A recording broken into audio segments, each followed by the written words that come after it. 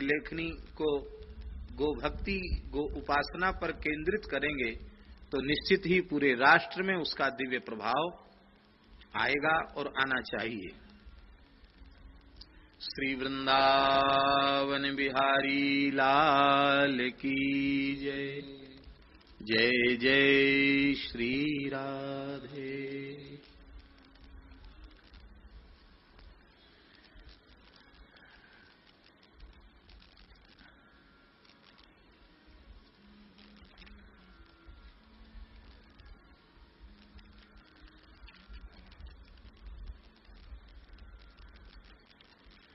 सतहत्तर श्लोक तक हो चुके हैं। आज 78वें श्लोक की चर्चा कर रहे हैं। कल के श्लोक का 2 श्लोकों का उच्चारण तो कर लेते हैं। तीर्त्वा त्रैगुण्य सिंधुम जडमलिन महा दुख सारम समस्तम संतीर्य ज्योतिरेकार्णवमथ भगवल लोक वृंदानि पश्य आस्वाद्य तत्तत् सुखमः जह्याद्याहि वृंदावनाख्यम सर्वोर्ध्वं धाम तस्मिन् मृगय रसमयीं राधिका कुंजवाटीं निरवधि हृदि राधा कृष्ण कंदर्पलीला बलित ललित कुंजम मंजु वृंदावनांत अधिवस निज नाथ द्वंद्व सेवा स्वजस्रम चतुर बुद्धि प्रेम सौख्याद्भुतर्धि। यहां तक की चर्चा भगवत कृपा से कल हो चुकी है। आज आगे के छंद का स्मरण कर रहे हैं।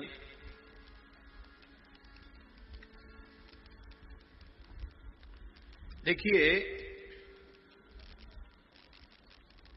श्रीमद् वृंदावन महिमामृत में ऐसा नहीं है कि एक एक छंद सर्वथा स्वतंत्र हो। पूर्वापर का बड़ा विलक्षण संबंध है। इसलिए पूर्व के छंदों के भावों का स्मरण किए बिना उनके अग्रिम छंदों का अर्थ ठीक से लग नहीं सकता। जैसे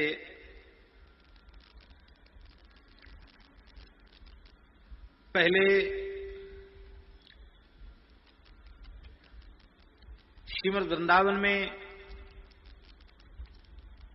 युगल की दिव्य रसमयी कुंज में युगल का अनुभव करके सखीगण प्रेम मूर्छित हो जाती हैं। ये श्रीधाम वृंदावन क्या है? बोलिए, श्रीधाम वृंदावन समस्त धामों से भी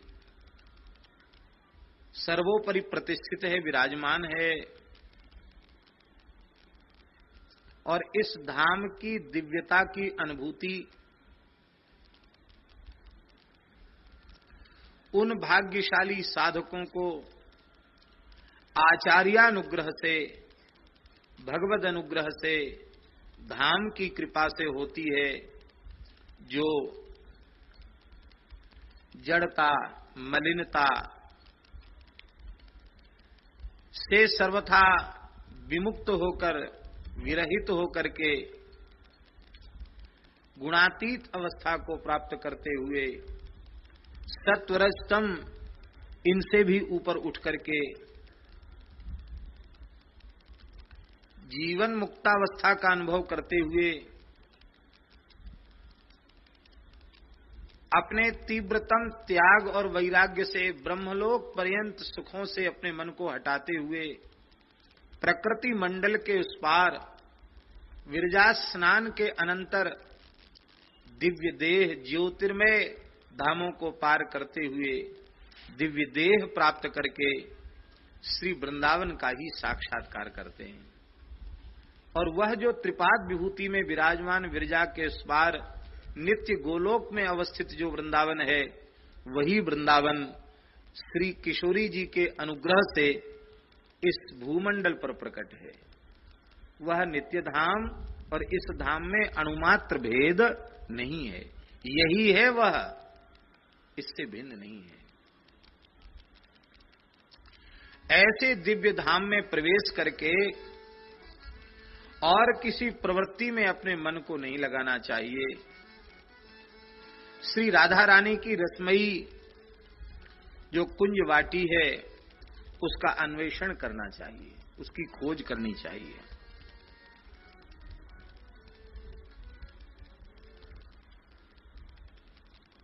यदि तू अपने को बुद्धिमान मानता है, चतुर मानता है, चतुर शिरोमणि मानता है, तो इस लौकिक पारलौकिक पदार्थों की प्राप्ति के लौल्य को त्याग कर अपने हृदय में यह स्वीकार कर लो कि प्रेम धन ही सर्वोत्कृष्ट धन है। प्रेम से बढ़कर के कोई संपत्ति नहीं है। और उस प्रेम रूपी महानिधि को प्रदान करने में समर्थ श्री ब्रजभूमि है। इसलिए ब्रजभूमि का आश्रय ले और यहां कुंज में युगल किशोर की निरंतर सेवा सुख का आस्वादन कर। यहां तक की चर्चा एक क्रम आपको स्मरण में बना रहे, इसके लिए इसकी चर्चा की गई। अब कुंज में रहकर सेवा किस पद्धति से करते हैं, कैसे युगल की सेवा करते हैं, इसका निरूपण आगे के छंद में किया जा रहा है। राधा कृष्णौ नित्य कंदर्प तृष्णौ संसेवन्ते निर्भर प्रेम पूर्णा प्रेष्यात्मानः कोपि तन्मुख्य सख्या श्रीमद वृंदारण्य कुंजोत्तमेषु। बहुत प्यारा श्लोक है।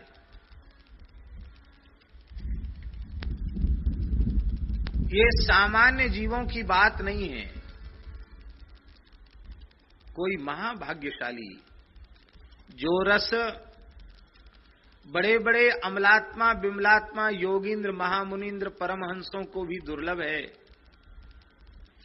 जिस रस की एक कणिका प्राप्त करने के लिए सची शारदा भी ललचाती रहती हैं, ब्रज गोपियों के सौभाग्य की सराहना करती हैं, ब्रजवासियों के सौभाग्य की सराहना करती हैं।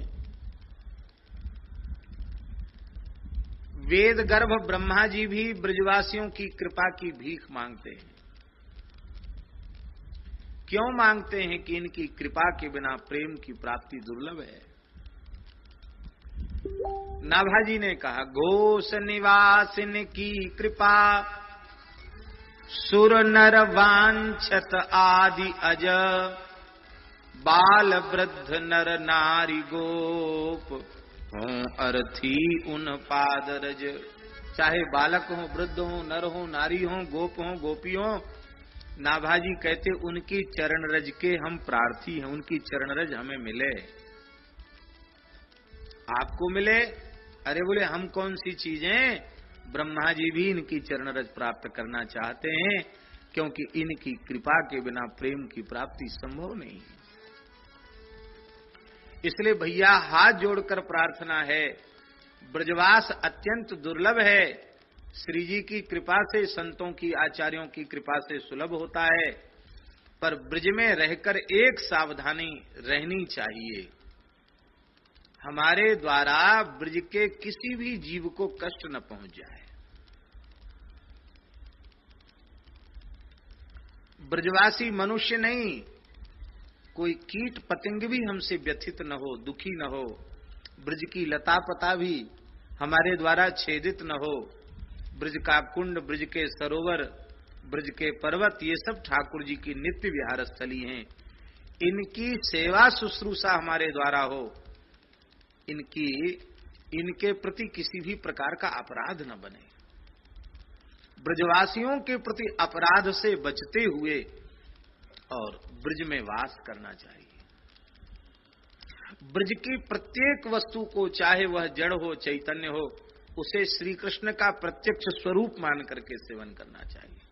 जब तक भगवत भाव नहीं होगा तब तक दोष दृष्टि मिटेगी नहीं, और जब तक दोष दृष्टि नहीं मिटेगी तब तक निरंतर दोष बनते चले जाएंगे, अपराध बनते ही चले जाएंगे। भगवत भाव आवश्यक है। तो ऐसी ब्रजभूमि का निवास, ब्रजवास और ब्रज में रहकर श्री युगल प्रियालाल की प्रेम पूर्ण निष्काम सेवा, ये किसी सामान्य जीव को प्राप्त नहीं होती है, ये किसी महाभाग्यशाली को प्राप्त होती है।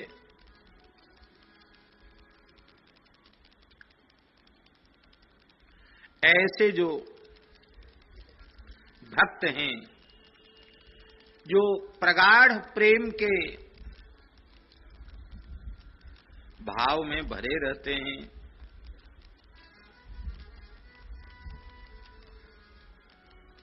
ऐसे वे भक्त, ऐसे भावुक आचार्यों की, महापुरुषों की कृपा से सखी सहचरी मंजरी जो भी स्वरूप उन्हें अभीष्ट है, सखी सहचरी मंजरी किंकरी आदि किसी भी स्वरूप से वे कुंज में प्रवेश करके श्री राधा कृष्ण की सहज रति पूर्वक निष्काम भाव से सेवा करते हैं। अब श्री राधा कृष्ण हैं कैसे? राधा कृष्ण नित्य कंदर्प तृष्ण,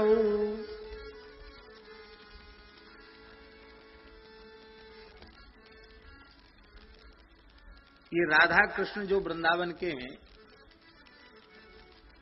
ये नित्य कंदर्प तृष्ण हैं।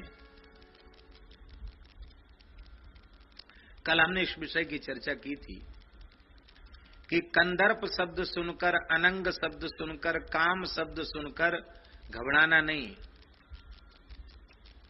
कि भगवान की विहार की लीला में इस कंदर्प का क्या काम। जब श्रीधाम दिव्य है, सच्चिदानंद स्वरूप है, रसमय है, चिन्मय है, आनंदमय है, प्रकृति जगत की कोई वस्तु ही जब यहां नहीं है, सब दिव्य अप्राकृत चिन्मय है, तो इस वृंदावन का काम प्राकृत कैसे हो सकता है? वृंदावन का कंदर्प कैसे प्राकृत हो सकता है?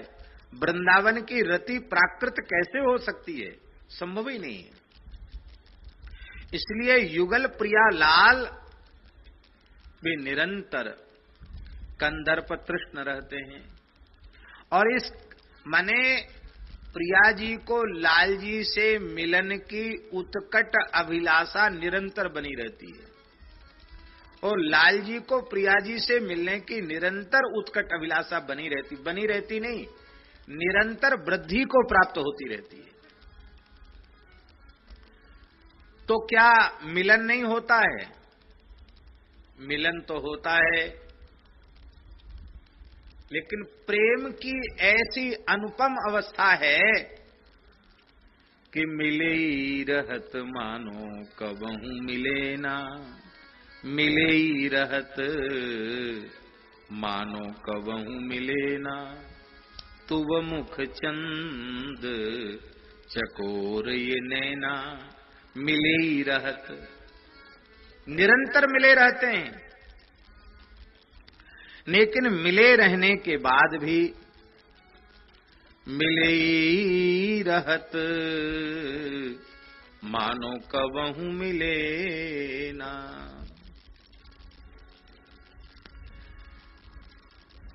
कैसी प्रीति है बाबा? युगल का प्रेम कैसा है। आहा, जयदेव महाप्रभु जी का एक श्लोक स्मरण में आ रहा है, गीत गोविंद का। वे कहते हैं, हृदि विलसितारो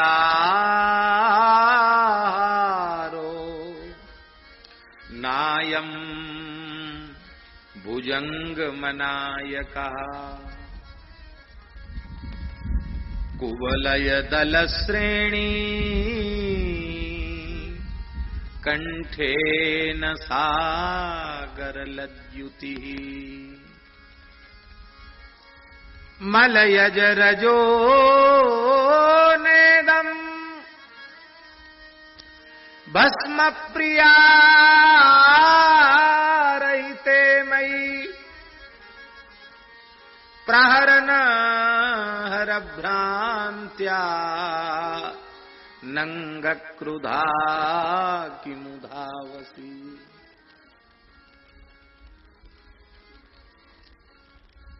निकुंज में प्रिया जी के दर्शन की व्याकुलता में रसिक शेखर, रसिक चक्र चूड़ामणि श्री कृष्ण विराजमान है।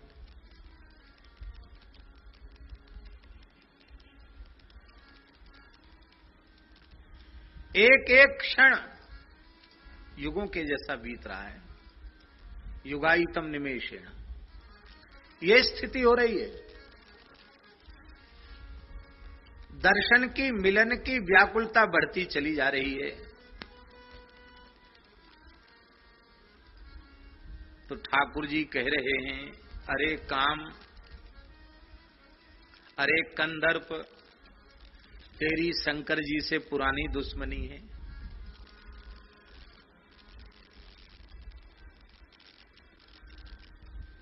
कथा आप सब जानते ही हैं। तब शिव तीसर नयन उघारा, तब शिव तीसर नयन उघारा, चितवत काम भयउ जरी छारा, चितवत काम भयउ जरी छारा। काम को जला दिया, और जला दिया, और जब रति आकर के रोई तब वरदान भी दे दिया कि अब तुम्हारे पति का नाम अनंग होगा। देखने में समझ में नहीं आएगा, लेकिन सबको व्याप्त होगा। तो अरे अनंग,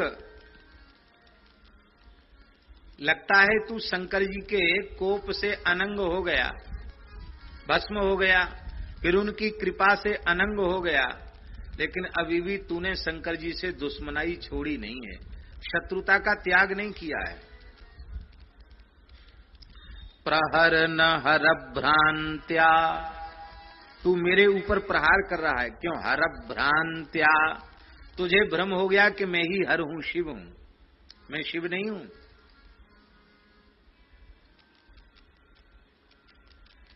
मैं तो नंद गोप कुमार, गोपी जन प्राणधन, श्री राधाकांत, श्री राधा रमण, श्री कृष्ण हूं।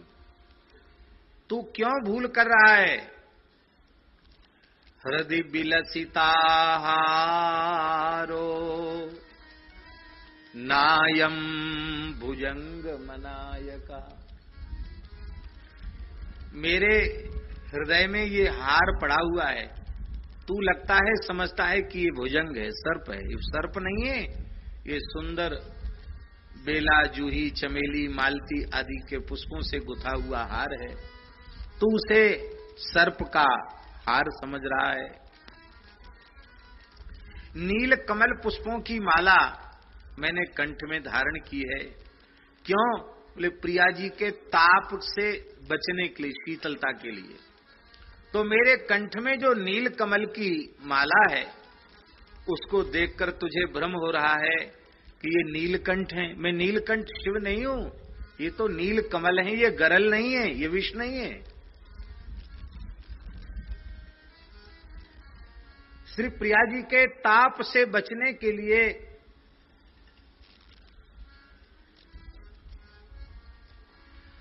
हमने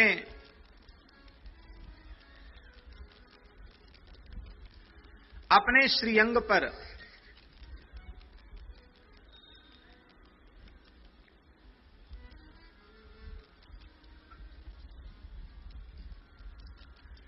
कस्तूरी, कर्पूर, अगरू, केसर से युक्त अत्यंत शीतल चंदन का लेप किया है और वो विरह के ताप से भस्म हो गया चंदन। तो वो चंदन है वस्तुतः, लेकिन तुझे लगता है कि मैंने शिवजी के जैसी अखंड विभूति धारण कर रखी है। तो ये विभूति नहीं है, ये भस्म नहीं है, ये तो मलयागिरी चंदन का लेप है। तू क्यों शिवजी जान करके अपनी पुरानी शत्रुता का बदला क्यों चुकाना चाहता है? ऐसे सुंदर सुंदर भाव। और इधर ये तो लाल जी की अवस्था है, यही है कंदर्प तृष्णऊ, राधा कृष्णऊ कंदर्प तृष्णऊ। और इधर श्री जी की क्या अवस्था है?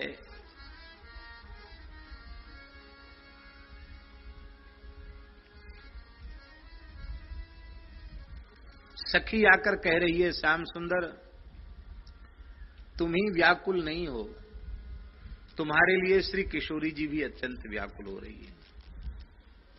कैसी अवस्था है उनकी? नंदती चंदन बिंदु किरण मनु, बिंदती खेद मधीरम, ब्याल निलय मिलने न गरल मिब, कलयती मलय समीरम। माधव मन सिज विशिख भया दिव, भावनया त्वयि लीना,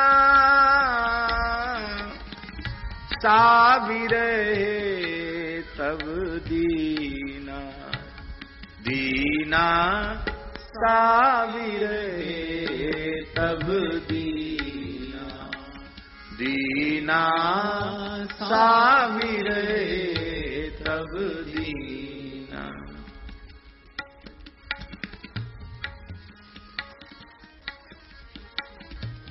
आपके विरह में श्री राधा रानी अत्यंत दीनता को प्राप्त हो रही है।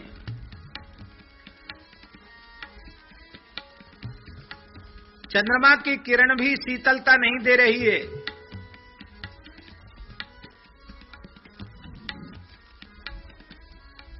सुंदर सुगंधित शीतल चंदन का लेप भी उन्हें शीतलता नहीं दे रहा है।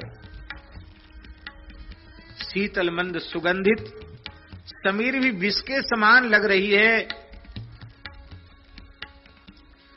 वह आपके विरह की ज्वाला में जल रही है।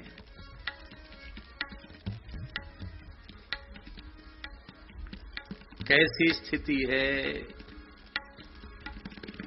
अविरल निपतित मदन शरादिव, भवदवनाय विशालम,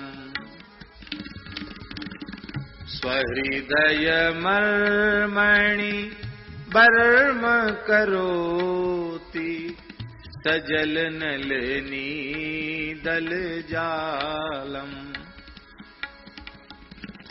साविरहे तब दीना दीना, साविरहे तब दीना।